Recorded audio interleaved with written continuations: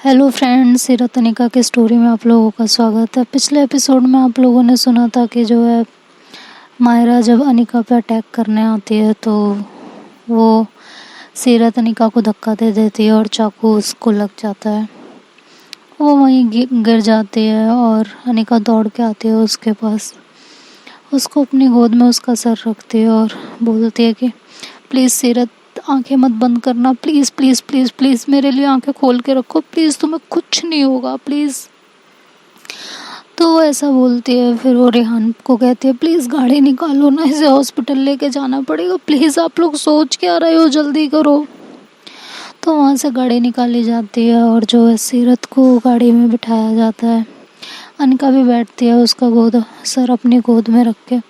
उसे बार बार कहती है प्लीज़ अपनी आंखें बंद मत करना सीरत, प्लीज़ प्लीज़ प्लीज़ प्लीज़, देखो मेरी तरफ देखो, सब ठीक है, तुम्हें कुछ नहीं होगा, कुछ भी नहीं, प्लीज़ आंखें मत बंद करना, मैं रिक्वेस्ट कर रही हूँ तुमसे।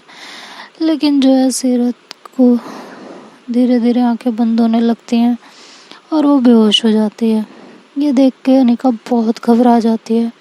वो रोने लगती है बहुत बुरी तरीके से और अपने आप को कोसने लगती है कि सब मेरी वजह से हुआ, सब मेरी वजह से, मुझे सीरत को रोकना ही नहीं चाहिए था, वो उसे मार ही डालती ना जान से तो ही सही रहता। पूरी जिंदगी हेल बना के रख दी इस लड़की ने जब से आई है, सब मेरी गलती है। काश मैंने सब कुछ सीरत को पहले ही बता दिया होता तो आज ये सब नहीं होता, कुछ नहीं होता है सब। प्लीज भगवान, ये क्या हो रहा है, प्लीज बचा लो सीरत को, प्लीज, इसे कुछ नहीं होना चाहिए। अगर इसे कुछ भी हो गया ना तो मैं जिंदा नहीं बचूंगी, मैं खुद को मार दूंगी। भगवान प्लीज, भगवान कुछ कीजिए, प्लीज प्लीज प्लीज। तो वो पूरे रास्ते ऐसे ही गॉड से प्रेयर करती रहती है और उसके ब्लड को रोकने की कोशिश करती है, लेकिन कोई फ़ायदा नहीं हो रहा होता। उस गाड़ी में रेहान, रेहाना और सीरत के अब्बू, अनिका और सीरत होती है। तो रेहान पूछता है कि अनिका क्या बात हो गई थी, ऐसा ऐसा तुम्हें क्या पता था और ऐसा उसने क्या किया मायरा ने जो इतनी बड़ी प्रॉब्लम हो गई, मुझे बताओगी। मायरा तो बहुत अच्छी फ्रेंड थी ना सीरत अप्पी की, फिर ऐसा क्या हो गया कि उसने ये सब करने लगी, मुझे कुछ समझ में नहीं आ रहा, चल क्या रहा है ये। तो रिहाना बोलती है प्लीज़ रिहान, अभी ये सब बातें करने का वक्त नहीं है, प्लीज़ शांत हो जाओ तुम भी। तुम अनिका की हालत देख रहे हो इस समय, उसकी हालत क्या है, हाँ, तुम मुझसे ये सारे सवाल कर रहे हो, तुम चुप नहीं रह सकते थोड़ी देर। तो रेहान चुप हो जाता है, वो कुछ नहीं बोलता। उसके दिमाग में बहुत सारे सवाल चल रहे होते हैं, लेकिन वो अपने सवालों पे विराम लगाता है और चुपचाप गाड़ी में बैठ जाता है। तो अनिका रो रो के एकदम बुरा हाल हो जाता है उसका। रेहाना उसको कंसोल करती है, कहती है प्लीज़ अनिका, तुम इस तरह अगर टूट जाओगे तो आगे क्या होगा, खुद ही सोचो ना, हाँ। वो बहुत धीरे धीरे अनिका को समझा रही होती है। अनिका, सीरत अप्पी को कुछ नहीं होगा, तुम हो ना उनके साथ, और तुम्हारा प्यार भी तो है उनके साथ, उन्हें कुछ भी नहीं होगा, कुछ भी नहीं, ट्रस्ट करो। हाँ, एक बार अपने ऊपर ट्रस्ट करो, अपने प्यार के ऊपर ट्रस्ट करो, और फिर अल्लाह तो है ना, अल्लाह कुछ नहीं होने देगा इन्हें, कुछ भी नहीं। इनकी नीयत तो नेक है ना। तनिक बोलती है पक्का ना, तो तुम सच बोल रहे हो ना, भगवान इन्हें कुछ नहीं होने देगा ना। तो मैं कसम से मर जाऊंगी अगर इन्हें कुछ भी हुआ तो, मैं जिंदा नहीं बचूंगी, सब मेरी गलती है, सब मेरी गलती है, मैंने ये सब रियाना, मैं इतनी बड़ी टफ्फर कैसे हो सकती हूँ, मैंने सीरत पे यकीन ना करके उस लड़की पे यकीन कर लिया यार, मैं सब कैसे कर सकती हूँ, मुझे कुछ नहीं समझ में आ रहा। सीरत के अब्बू बहुत ध्यान से अनिका की बातें सुन रहे होते हैं, लेकिन वो ज़्यादा कुछ ध्यान से सुन नहीं पाते क्योंकि ये लोग काफ़ी पीछे बैठे होते हैं बीच वाले सीट छोड़ के, तो उन्हें कुछ सही से सुनाई नहीं दे रहा होता। एक तो अनिका इतना रो रही होती है कि उसके शब्द भी क्लियर नहीं हो रहे होते, और सीरत के अब्बू के दिमाग में बहुत सारी चीज़ें चलने लगती हैं। इधर रेहान भी परेशान होता है। पीछे से उसकी अम्मी और मामी मामू सब आ रहे होते हैं, तो बहुत ज़्यादा परेशान होती है अनिका। इधर वो बार बार सीरत के फेस पे हाथ रखती है, बार बार उसे उठाने की कोशिश करती है, कभी उसके ब्लड को रोकने की कोशिश करती है, लेकिन कुछ नहीं हो रहा होता। वो बहुत ज़्यादा परेशान हो जाती है, कहती है यार मैं कैसे सही करूँ सब कुछ, ये मैंने क्यों रोका सीरत को, मुझे रोकना ही नहीं चाहिए था उसको। वो बहुत ज़ोर से इस बात को चिल्ला के बोलती है मैंने क्यों रोको, आई एम अ डफर, मार देती ना उसको जान से तो आज ये दिन ही नहीं देखना पड़ता।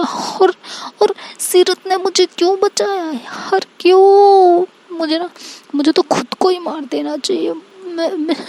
मैं ही मर जाऊँ ना तो सबसे ज़्यादा अच्छा रहता। ये सारी प्रॉब्लम्स ही नहीं क्रिएट होती, ये सारी प्रॉब्लम्स सिर्फ और सिर्फ मेरी वजह से क्रिएट हुई हैं। अगर मैं ही नहीं जिंदा होती ना तो ये सब होता ही नहीं। क्यों सीरत, तुमने मुझे क्यों बचाया यार, तुम्हें मुझे नहीं बचाना चाहिए था, ये सब मेरी वजह से, मुझे तुम्हें रोकना ही नहीं चाहिए था, मैं क्या करती। तभी रियाना बोलती हाँ सही कह रही हो, तुम्हें उसे रोकना नहीं चाहिए था, एक्चुअली ना तुम्हें मर जाना चाहिए था, तुम मर जाती तो सीरत तो बहुत खुश होती ना, वो तो जिंदा रह लेती तुम्हारे बिना, है ना। और जो है तुम उसे रोकती नहीं, फिर वो जेल चली जाती तो तुम उसके बिना रह लेती, उसे जेल में देख के तो तुम्हें खुशी होती है ना अनिका, मैं सही बोल रही हूँ ना। तो अनिका और रोने लगती है, कहती है प्लीज़ इस समय कुछ मत बोलो प्लीज़, बस किसी तरह से सीरत ठीक हो जाए यार, मुझे कुछ और नहीं चाहिए लाइफ में, कुछ भी नहीं चाहिए अब, बस सीरत को ठीक कर दो अल्लाह किसी तरीके से। सारी कीमत चुकाने के लिए तैयार हो, लेकिन इसको ठीक कर दो प्लीज़ प्लीज़ गॉड प्लीज़। तो ऐसे बातें करते हैं और काफ़ी टाइम बाद वो हॉस्पिटल पहुंचते हैं। हॉस्पिटल जाते हैं तो सीरत के अब्बू सीरत को गोद में लेते हैं और जो है हॉस्पिटल के अंदर भागते हैं। वहाँ जो है चिल्लाते हैं डॉक्टर डॉक्टर।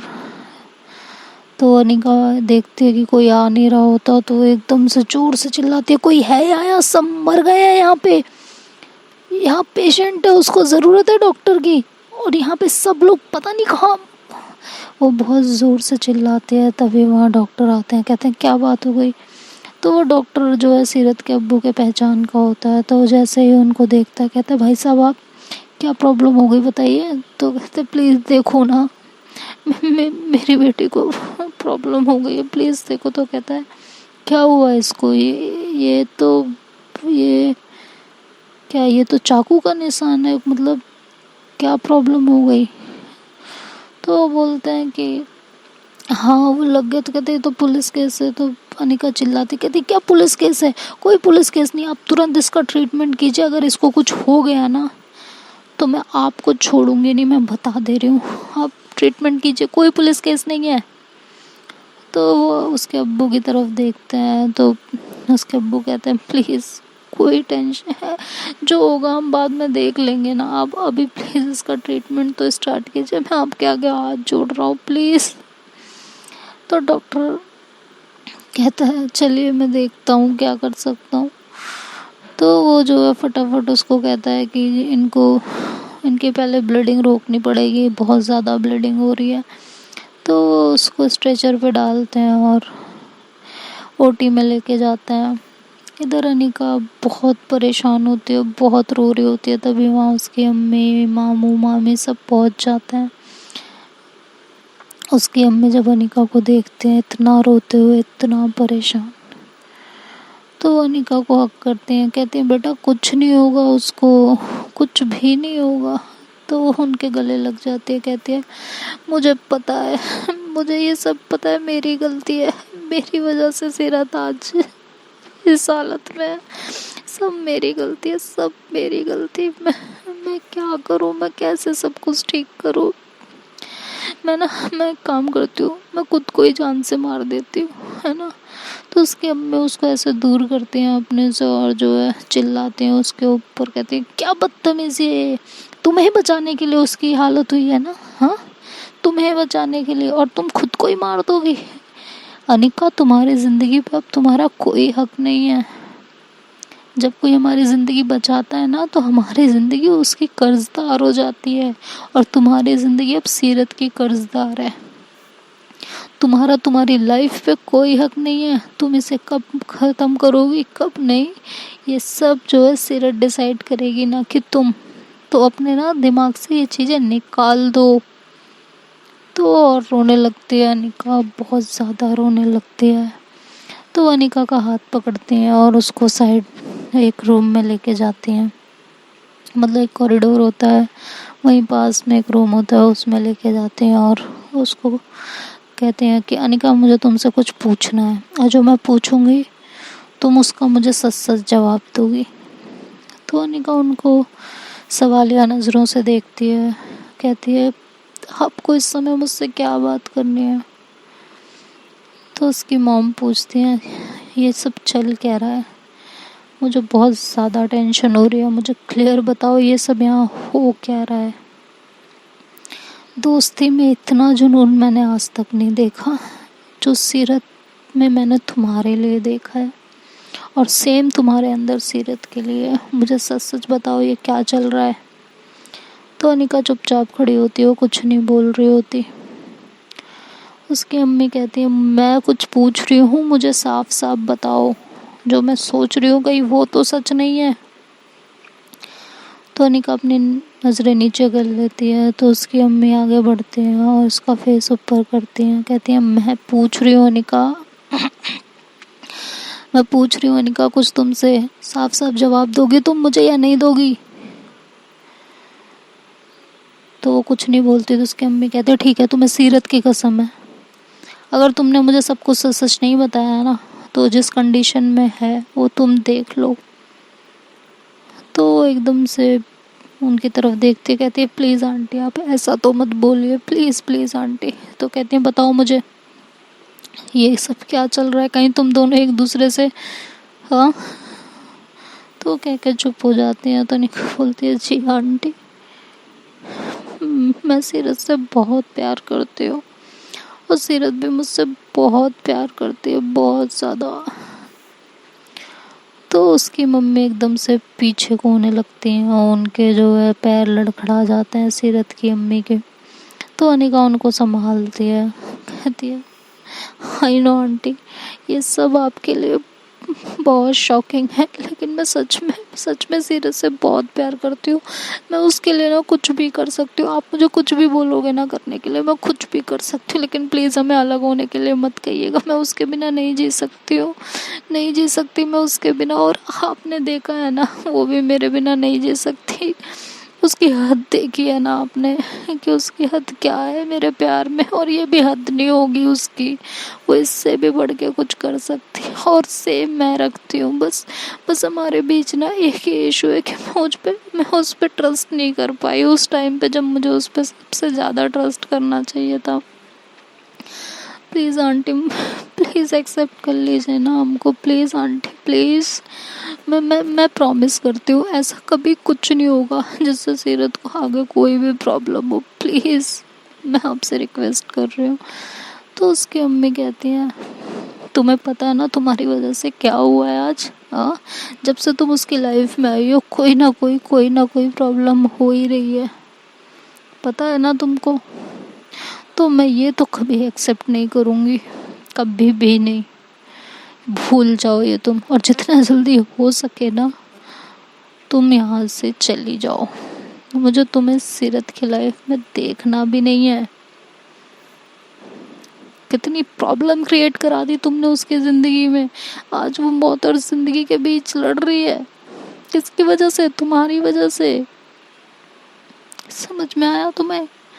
और तुम प्यार करती हो उससे, जहाँ भरोसा नहीं होता ना वहाँ प्यार नहीं होता है। मुझे ना जो कुछ चल रहा था ना घर के अंदर, मुझे शुरू से पता था, शुरू से, और मैंने हमेशा देखा है कि तुमने उसको कभी प्यार किया ही नहीं, तो कहती है आंटी प्लीज़ ऐसे मत बोलिए, मैं उसको बहुत प्यार करती। कहती प्यार करती हो तो भरोसा क्यों नहीं किया उसके ऊपर, क्यों नहीं किया उसके ऊपर भरोसा। मुझे प्रॉब्लम ये नहीं है कि तुम दोनों लड़कियां हो और तुम दोनों एक दूसरे से प्यार करती हो, मुझे इस बात से कोई प्रॉब्लम नहीं है, क्योंकि मैं सीरत के बारे में बहुत पहले से जानती थी, बहुत पहले से। बेटी है वो मेरी, कब क्या खाती है, कब क्या पहनती है, कब क्या सोचती है, मुझे सब पता होता है, सब। ठीक है, उसे लड़कियों में इंटरेस्ट है, लड़कों में नहीं, ये बात मुझे बहुत पहले से पता थी। लेकिन उसने कभी मुझे बताया नहीं, इसलिए मैंने उससे कभी पूछा नहीं कि उसे एम्बैरस फील ना हो। मुझे सब पता था अनिका, सब। जिस तरह से वो तुम्हें देखती थी ना, मैं तभी समझ गई थी। मुझे प्रॉब्लम इस बात की है कि जितना प्यार, जितना भरोसा सीरत ने तुम पे किया, उतना भरोसा तुमने क्यों नहीं किया। मैंने तुम्हारे अंदर जुनून देखा है उसके प्यार के लिए, देखा है। तुम उससे प्यार करती हो, मैं डिनाई नहीं करूँगी, लेकिन तुम उस पर भरोसा नहीं करती। और जहाँ भरोसा नहीं होता ना, वहाँ कोई रिश्ता नहीं चलता बेटा, कोई भी रिश्ता नहीं चलता। तो जितना जल्दी हो सके तुम उसकी लाइफ से चली जाओ, मैं बस तुमसे यही कहूँगी। तो वो बोलती है, अनिका बोलती है आंटी प्लीज़ ऐसा मत कीजिए, प्लीज़ मैं आपके आगे हाथ जोड़ रही हूँ। आपने देखा ना मुझे खोने के नाम से उसने क्या कर दिया। वो मेरे बिना नहीं जी पाएगी आंटी, नहीं जी पाएगी। मैं आपसे आगे हाथ जोड़ रही हूँ, प्लीज़ ना, मैं उसके बिना जी पाऊँगी ना वो मेरे बिना। प्लीज़ मुझे एक मौका दे दीजिए। मैं उस पर खुद से ज़्यादा भरोसा करूँगी, खुद से ज़्यादा। मैं आपको कभी शिकायत का मौका नहीं दूँगी, लेकिन प्लीज़ मुझे उसकी लाइफ से मत निकालिए। प्लीज़ मैं आपके आगे हाथ जोड़ रही हूँ। मैं उसको बहुत प्यार करती हूँ, बहुत ज़्यादा। मैं उसके बिना रह भी नहीं सकती। प्लीज़ आंटी मत कीजिए। लेकिन सीरत की अम्मी बिल्कुल नहीं सुन रही होती, वो उसकी एक बात नहीं मान रही होती। वो कहती है नहीं, मैंने देखा है तुम्हें हर बार उस पर शक करते हुए, हर बार। तुमको पता भी है सीरत तुम्हें किस हद तक चाहती है। तुम्हें नहीं पता होगा, तुम्हें पता हो भी नहीं सकता ना। जिस इंसान को भरोसा ही नहीं हो वो क्या पता करेगा। बस मैंने तुमसे कह दिया ना, तुम इसकी लाइफ में नहीं रहोगी, मतलब नहीं रहोगी, बात खत्म, बिल्कुल खत्म। और रही बात सीरत की, वो मेरी बेटी है, मैं उसे संभाल लूँगी, मुझे जैसा संभालना होगा। लेकिन तुम यहाँ से तुरंत जाओगी, तुरंत, मैं तुम्हें बता दे रही हूँ। वो ये कह के वहाँ से निकलने लगती हैं। तभी वहाँ रिहाना आती है, कहती है बुआ आप ये क्या कह रहे हो। हाँ, तो वो बोलती हैं क्या कह रही हूँ मैं, और मुझे, तुम्हें कुछ पता नहीं है इसलिए चुप रहो। तो रिहाना बोलती है मुझे सब पता है, आप तो जब घर में आए हो आपको तब से पता है, लेकिन मुझे स्टार्टिंग से पता है। अनिका का जुनून, अनिका का प्यार मैंने देखा है। और आप क्या दोष दे रहे हो उसे कि उसकी वजह से हुआ ये सब।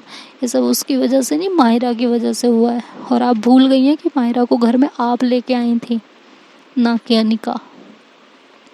हाँ, आपने सीरत के बारे में जान लिया, अनिका के बारे में जान लिया, माहिरा के बारे में जानने की कोशिश नहीं की कि आपकी लड़की कैसे दोस्तों को पाल रखा है उसने। माहिरा का ऑब्सेशन नहीं दिखा आपको कि वो कितनी बड़ी गलती करने जा रही थी। हाँ, वो दोनों के बीच में प्रॉब्लम क्रिएट कर रही थी, तब आपने क्यों नहीं रोका आके, तब आपने सीरत को क्यों नहीं बोला, या अनिका को क्यों नहीं समझाया। तब तो आपने मुंह पे टेप रख रखी थी, तब तो आपने कुछ नहीं कहा बुआ। तो कहते हैं बस रिहाना, मैं तुमसे ना बहस करने नहीं आई हूँ। और प्यार में अगर तीसरे इंसान की ज़रूरत पड़ जाए समझाने की, तो वो प्यार क्या होता है, क्या प्यार होता है वो। तुम्हारे मम्मी और पापा ने भी प्यार किया था ना, आज तक किसी तीसरे को उनकी लड़ाई झगड़े या प्यार के बीच में आने की ज़रूरत पड़ी है। या मेरे और मेरे हस्बैंड को देख लो, हमारे बीच कभी कोई तीसरा आया है। तो अनिका और सीरत के बीच में क्यों, मैं क्यों आती। अनिका में अकल नहीं है कि उसे सीरत पे भरोसा करना चाहिए था या नहीं करना चाहिए था। और तुम मुझे आके यहाँ लेक्चर दे रही हो। हाँ, तो रिहाना बोलती है ये तो आपको भी पता है बुआ, आप जो कर रहे हो ना ये गलत है। सीरत अनिका के बिना नहीं रह सकती है, नहीं रह सकती, ये आपको भी पता है। और सेम हाल अनिका का भी है। हाँ, हो गई उससे गलती, नहीं किया उसने ट्रस्ट, है उसकी गलती, लेकिन आज जो उसकी कंडीशन है उसके पीछे अनिका की गलती नहीं है, कहीं से भी नहीं है। तो आप बेवजह इस पे इल्ज़ाम लगाना बंद कीजिए। और आप अभी ये रियलाइज़ नहीं कर रहे हो, लेकिन एक दिन आएगा जब आप ये रियलाइज़ करोगे कि ये दोनों एक दूसरे के लिए बनी हुई हैं। जब आप, मुझे तो लगा था आपको इस चीज़ से प्रॉब्लम होगी कि ये दोनों आपस में प्यार करती हैं, लड़कियां, लड़कियों का प्रॉब्लम होगा आपको, लेकिन नहीं, आपको तो ये प्रॉब्लम है ही नहीं। आपने तो सारा दोष ही अनिका के ऊपर लगा दिया। हाँ, तो उसकी अम्मी बोलती हैं सीरत की कि रिहाना सुनो मेरी बात, अभी हो तुम बच्ची, ये दोनों प्यार करते थे तो कोई तीसरा आके कुछ भी कहेगा और अनिका मान लेगी? अनिका ने उसका प्यार देखा नहीं था, और कोई एक दो दिन से तो ये लोग प्यार कर नहीं रहे कि नया नया है इसलिए भरोसा नहीं हुआ। और ये पहली बार की बात तो है नहीं, ये तो बहुत टाइम से चल रहा है। जब जब कोई प्रॉब्लम हुई है अनिका ने हमेशा उस पर शक किया है, कभी उसका हाथ थाम के ये नहीं कहा कि नहीं मैं तुम पे भरोसा करती हूँ, कोई कुछ भी बोलेगा मैं तुम्हारे साथ हूँ, कभी कहा इसने ऐसा? और मुझे मत समझाओ मुझे क्या करना है, मुझे पता है मेरी लड़की के लिए क्या सही है और क्या गलत है। सो अनिका तुम बहुत दूर रहना। तो अनिका एकदम नीचे बैठ के उनके पैर पकड़ लेती है, कहती है प्लीज़ आंटी ठीक है, जो आप कहोगे मैं कर लूँगी प्लीज़, लेकिन जब तक डॉक्टर कुछ बता नहीं देता तब तक आप मुझे यहाँ रहने दीजिए, प्लीज़ प्लीज़ प्लीज़, मैं आपके आगे हाथ जोड़ रही हूँ, प्लीज़ मैं आपसे रिक्वेस्ट कर रही हूँ। तो उसकी अम्मी बोलती हैं बिल्कुल नहीं, तुम यहाँ से अभी के अभी जाओगी, अभी के अभी। तो अनिका बहुत रोने लगती है, वो कहती है प्लीज़ आंटी प्लीज़ मुझे यहाँ रुकने दीजिए ना, जैसे जैसे सीरत को होश आएगा ना मैं तुरंत यहाँ से चली जाऊँगी, बस उसको होश आने दीजिए, मैं चली जाऊँगी, आई प्रॉमिस मैं चली जाऊँगी। तो उसकी अम्मी बोलती हैं ठीक है, जब तक डॉक्टर से पता नहीं चल जाता उसकी क्या कंडीशन है, बस तब तक, जैसे ही पता चलेगा तुम यहाँ से तुरंत चली जाओगी, तुरंत की तुरंत। तो कहती है जी आंटी पक्का मैं चली जाऊँगी, लेकिन तब तक रुकने दीजिए। तो उसकी अम्मी वहाँ से बाहर निकल जाती हैं और वो रिहाना को हक कर लेती है। अनिका बहुत रोती है, कहती है मैंने सब बर्बाद कर दिया, सब कुछ ख़राब कर दिया मैंने। तो ये कह के ये लोग बाहर जाते हैं और आईसीयू के बाहर खड़े होते हैं। अभी भी उसका ऑपरेशन चल रहा होता है, बार बार कभी नर्स बाहर आती है, कभी कोई सामान लेके जाती है, सब परेशान खड़े होते हैं। और अनिका का तो रो रो के बुरा हाल होता है, बहुत ज़्यादा गंदा हाल। तो जो है तभी डॉक्टर बाहर निकलता है, तो अनिका दौड़ के जाती है डॉक्टर के पास, कहती है प्लीज़ बताइए ना उसकी क्या कंडीशन है, कोई कुछ बता क्यों नहीं रहा है, प्लीज़ बताइए ना क्या हुआ है, प्लीज़ मैं आपके आगे हाथ जोड़ रही हूँ, प्लीज़ बता दीजिए क्या प्रॉब्लम है। तो डॉक्टर कहते हैं कि अभी हम कुछ नहीं कह सकते, अभी उसकी कंडीशन बहुत ज़्यादा क्रिटिकल है, 48 घंटे तक तो हम कुछ भी नहीं बोल सकते। तो सिर अनिका के तो पैरों तले ज़मीन खिसक जाती है, वो कहती है मतलब आप ऑपरेशन कर रहे थे ना, आपने ट्रीटमेंट किया है ना? कहते हैं हाँ हमने ट्रीटमेंट तो कर दिया, लेकिन अभी उसे होश नहीं आया है और 48 आवर्स तक हम कुछ नहीं कह सकते हैं, अभी वो अंडर ऑब्जर्वेशन है। और जो है तो कहते कहते डॉक्टर रुक जाता है, तभी अनिका बोलती है और क्या क्या कहना चाहते हैं आप, क्लियर बताइए ना। तभी उसके अब्बू आगे आते हैं, कहते हैं बताइए क्या हुआ है उसको, कुछ बताएंगे? तो डॉक्टर बोलता है जो उसको चाकू लगा था वो उसके वोकल कॉर्ड पे लग गया है, तो शायद उसके वोकल कॉर्ड में कोई प्रॉब्लम हो गई है, और अब ये तो होश में आने के बाद पता चलेगा कि वो बोल पाएगी या नहीं। सर्जरी तो वैसे हमने कर दी है, लेकिन वोकल कॉर्ड सेट हुआ है या नहीं हुआ है ये तो उसके होश में आने के बाद ही पता चलेगा। तो ये सुन के तो अनिका एकदम ही परेशान हो जाती है, उसको तो काटो तो खून नहीं, उसकी ये हालत हो जाती है। और वो एकदम से डॉक्टर का कॉलर पकड़ लेती है, कहती है क्या है, मतलब क्या आप कहना क्या चाहते हो कि वो बोल पाएगी या नहीं? ऐसा नहीं हो सकता, ऐसा बिल्कुल नहीं हो सकता, आप झूठ बोल रहे हो, आपने सर्जरी की है ना, तो आपको पता होना चाहिए ना कि वो बोलेगी या नहीं बोलेगी। आप मुझे बताइए, मैं जान से मार दूंगी आपको, आप ऐसे कैसे बोल सकते हो? तभी उसके अब्बू अनिका को पीछे करते हैं, कहते हैं प्लीज़ बेटा शांत हो जाओ प्लीज़, वो डॉक्टर हैं। कहते हैं अंकल वो डॉक्टर है, लेकिन वो ऐसा कैसे बोल सकते हैं? तो डॉक्टर कहता है मैं समझ सकता हूँ आपके ऊपर क्या बीत रही है, इवन आप सब पे क्या बीत रही है, लेकिन मैंने अपनी तरफ से सर्जरी कर दी है। अब वो वोकल कॉर्ड फिट हुआ है या नहीं, वो बोल पाएगी या नहीं, ये तो उसके होश में आने के बाद पता चलेगा। इंजरी ज़्यादा थी उसे, वोकल कॉर्ड पे जाके चाकू लग गया था और सीधा चीरते हुए वो नीचे तक सीने तक आया है, वहाँ की हड्डी पे भी क्रैक था। तो वो एकदम परेशान हो जाती है अनिका और वहीं बैठे बैठे रोने लगती है, कहती है कुछ नहीं होगा उसे, कुछ भी नहीं होना चाहिए उसे, वो सब ठीक हो जाएगा सब। और वो ऐसे भाग के अंदर की तरफ जाने लगती है, तभी उसकी अम्मी सीरत की उसको रोकती है और उसको पीछे की तरफ खींचती है, कहती बस बहुत हो गया, सबके सामने चिल्लाते, कहती बहुत हो गया तुम्हारा, ये सब कुछ जो हुआ है ना, ये सब तुम्हारी वजह से हुआ है, तुम अभी के अभी यहाँ से जाओगी। तो अनिका रोने लगती है, कहती है प्लीज़ आंटी मुझे रुकने दीजिए ना प्लीज़, अभी तो आपसे मेरी बात हुई थी ना, प्लीज़ आंटी रुकने दीजिए मुझे, प्लीज़ प्लीज़ प्लीज़, मैं आपके आगे हाथ जोड़ रही हूँ। लेकिन उसकी अम्मी एक नहीं सुनती, वो कहती है नहीं तुम अभी के अभी यहाँ से जाओगी। रिहाना और उसके अब्बू कुछ बोलने वाले होते हैं, तभी वो कहती कोई कुछ नहीं बोलेगा, मुझे पता है मेरी बेटी के लिए क्या सही है और क्या गलत, ये यहाँ एक पल नहीं रुकेगी, एक पल। ये कह के जो है वो उसको धक्का देती हैं। तभी अनिका के पापा वहाँ आ जाते हैं और वो उसको पकड़ लेते हैं। तो अनिका अपने पापा को देखती है तो उन्हें ज़ोर से हक्कल लेती है, कहती है पापा देखिए ना, ये मुझे सीरत से अलग कर रही हैं, आप इन्हें समझाइए ना प्लीज़। तो उसके पापा उसे चुप कराते हैं, कहता कुछ नहीं होगा, कुछ भी नहीं होगा बेटा, तुम्हें खुद पे भरोसा है ना और सीरत पे, उस पे है ना?